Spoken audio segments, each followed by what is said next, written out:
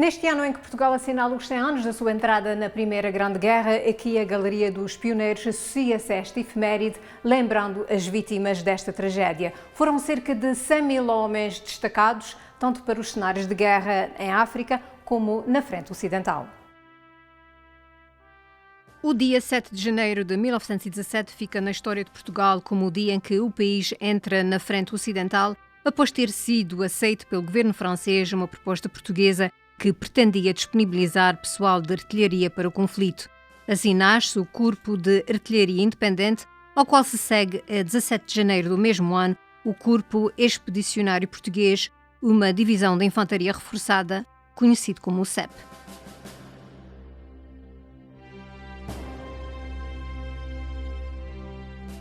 Recordamos, no entanto, que nos primeiros anos daquela que ficou conhecida como a Grande Guerra, o governo português, preocupado com as incursões alemãs em África, começava a enviar soldados para a proteção das suas colónias. No dia 18 de agosto de 1914, o Estado português decide assim organizar duas expedições militares com destino a Angola e outra a Moçambique, as quais deixam Lisboa a 11 de setembro. No dia 30 de outubro de 1914, acontece o primeiro confronto com os alemães em África, naquilo que ficou conhecido como o Massacre de Coangar, no sul de Angola.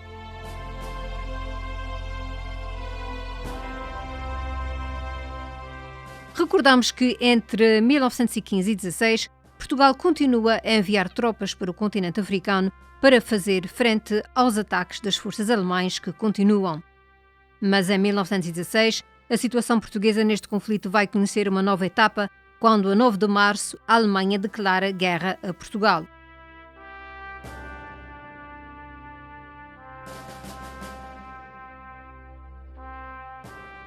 A partir desta data, prepara-se a participação portuguesa na frente ocidental europeia. No dia 17 de maio é então assinada a Convenção Militar para o Emprego das Forças Portuguesas de Artilharia Pesada na linha francesa de operações em França. No dia 30 de janeiro de 1917, embarca a primeira brigada do CEP em direção à Flandres francesa para se reunir aos aliados ingleses.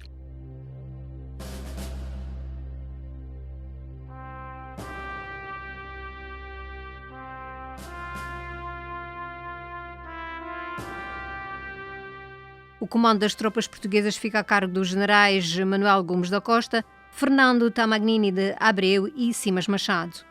Este contingente parte a bordo de 3 vapores britânicos. Depois de uma passagem por Brest, na Bretanha, as tropas portuguesas chegam finalmente a Flandres a 8 de fevereiro, local onde fica concentrada a divisão do CEP. No dia 4 de abril, as primeiras tropas portuguesas entram nas trincheiras, algo para o qual os jovens luzes não tinham tido treino adequado. É desta participação que resulta a morte do primeiro soldado em combate, António Gonçalves Curado.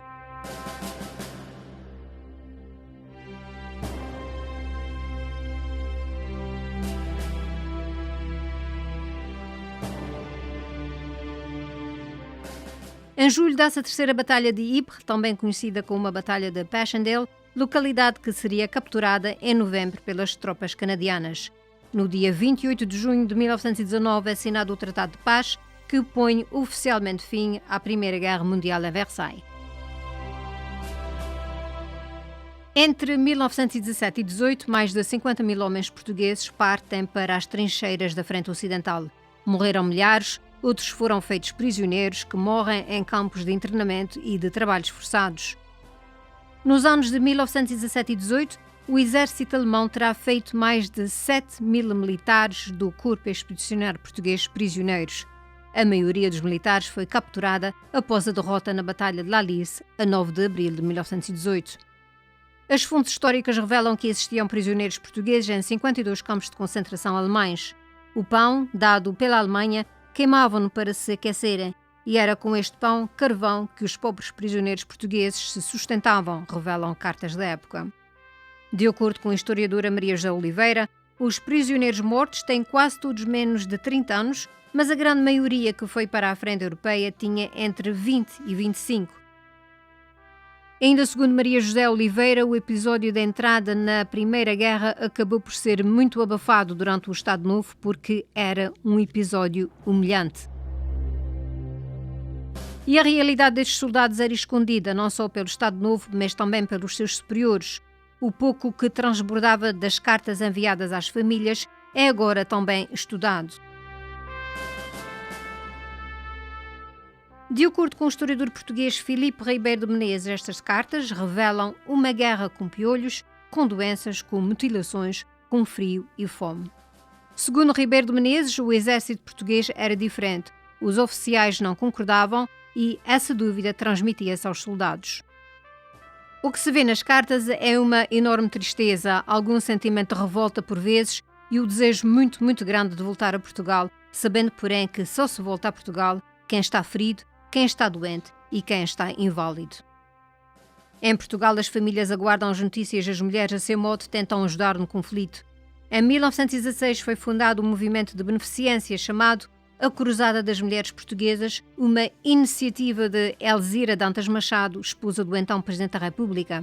Um projeto que remodelou a Comissão Feminina pela Pátria, que tinha sido fundada em 1914 para dar assistência moral e material às pessoas necessitadas. Em Lisboa, um grupo de senhoras organizou-se para angariar donativos para o Comitê de Socorros aos Militares e Civis Portugueses Prisioneiros da Guerra. A Condessa de Penha Garcia, então encarregada da secção portuguesa da Cruz Vermelha, em Genebra, trabalhou no sentido de auxiliar na identificação dos prisioneiros e dos campos onde se encontravam detidos. Nesta jornada, as mulheres, todas elas pertencentes a famílias da burguesia e aristocracia, solicitavam ao Presidente da República que diligenciasse junto do Governo a organização de um serviço especial por conta do Estado, com delegação na Suíça, para assegurar e facilitar as relações entre prisioneiros e as suas famílias. Estas mulheres, perante alguma impassividade do Governo, dispunham-se a deixar as suas vidas em Portugal, talvez mesmo filhos menores, e viajarem para a Suíça na esperança de que desta forma conseguissem mais rapidamente resolver os problemas dos prisioneiros. Tentaram também resolver as dificuldades que as famílias dos detidos enfrentavam, principalmente a nível financeiro. O papel destas mulheres foi crucial, pois, segundo os historiadores, era grande o desapontamento dos prisioneiros, das respectivas famílias e da sociedade portuguesa em geral, face a uma aparente despreocupação dos poderes políticos relativamente àqueles que viviam cativos nas mãos das forças inimigas. Por tudo isso, importa recordar os que ficaram nos campos de batalha, os feridos e as suas famílias, e reconhecer o sacrifício destes jovens que pereceram ou ficaram mutilados neste conflito.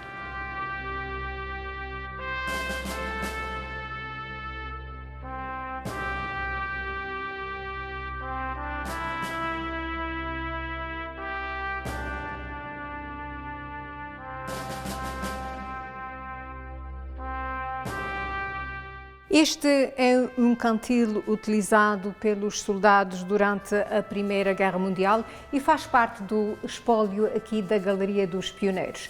Queremos, no entanto, recordar também que os Açores e a Madeira foram duas regiões muito importantes durante a Primeira Guerra Mundial, uma vez que pelas ilhas passavam os submarinos alemães, os comboios com os soldados dos aliados e também o cabo submarino para as comunicações.